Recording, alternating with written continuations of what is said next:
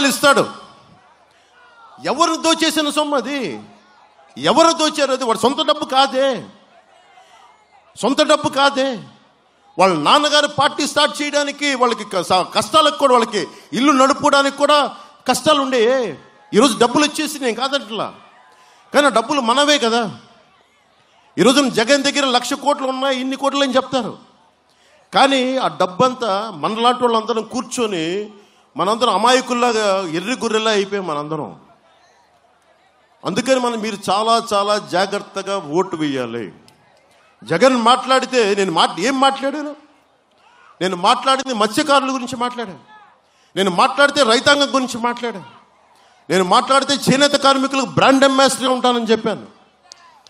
నేను యాక్టర్గా ఉండి మీరు ఆలోచించండి, నేను ఎన్ని అడ్వర్టైజ్మెంట్స్ చేసి ఉండొచ్చు. నేను కొన్ని కోట్ల డబ్బులు వచ్చిండేది కదా, ఎందుకు చేయలా?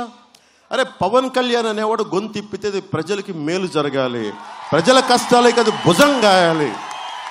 ఈరోజు పాలిటిక్స్లోకి వచ్చానని కాదు, ఇది నా సోషలిస్ట్ లక్షణం, ఇది నా సోషలిస్ట్ భావాలు తాలూకు ప్రతిరూపం ఇది. అందుకే నేను ఎప్పుడు కూడా కూర్చోబెట్టి అడ్వర్టైజ్మెంట్ చేయలే. కానీ అలాంటిది బ్రాండ్ అంబాసిడర్గా చేనేత వారికి ఒప్పుకున్నా. అలాంటి మీ కష్టాలకి ప్రతినిధిని. మీరు అసెంబ్లీలో ఇప్పుడు దాకా తిట్లు తిట్టేవాళ్ళు చూశారు, బూతులు తిట్టేవాళ్ళని చూశారు. కానీ ఫస్ట్ టైము ఒక సమూహం, రేపు పొద్దున చట్టసభలో కూడా ఈయన కూడా ఉంటారు, ఒక ఎమ్మెల్సీగా ఖచ్చితంగా వెళ్ళబోతున్నారు వర్మ గారు. దానికి సంపూర్ణంగా నేనేం చేయాలో చేస్తాను కదా.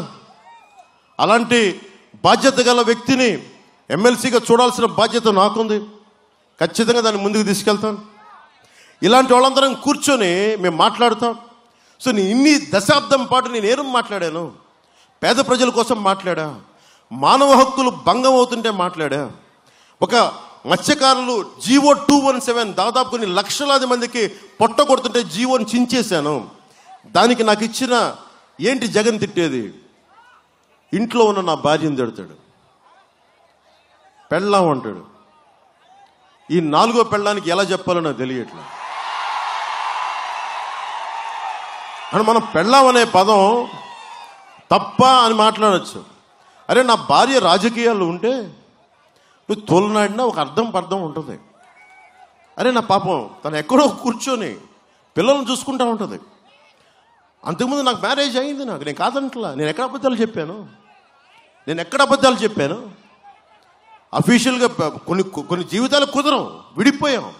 పాపం నన్ను పెళ్లి చేసుకున్న వాళ్ళు ఎవరి జీవితాల్లోకి వెళ్ళిపోయారు. ఒక అమ్మాయి అయితే బిడ్డను కూడా కంది ఇంకొకరెవరో పెళ్లి చేసుకొని. నాకు ఒకటే అనిపిస్తే, నాకు భారతి గారిని భారతి గారు అని అనిపిస్తామని ఎంత నాకు నోటి దాకా వచ్చి నాకు మనస్కరించదు. అది నా సంస్కారం, అది నా తల్లిదండ్రులు లేదా శ్రీపాద శ్రీవల్లభుడు నాకు తాలూకు సంస్కారం. నాకు ఆయన కృప ఏంటది నాకు అట్లా అనాలనిపించదు నాకు. ఎందుకంటే నన్ను అన్నప్పుడు మీరు సంతోషపడకండి, చంద్రబాబు గారు అన్నప్పుడు సంతోషపడకండి, 30,000 మంది ఆడపిల్లలు అదృశ్యం అయితే సంతోషపడకండి. రేపొద్దునది మీకు కూడా జరుగుద్ది, అది మర్చిపోకండి. ఇది చాలా చాలా ఆలోచించి తీసుకోండి నిర్ణయాలు ఇవి.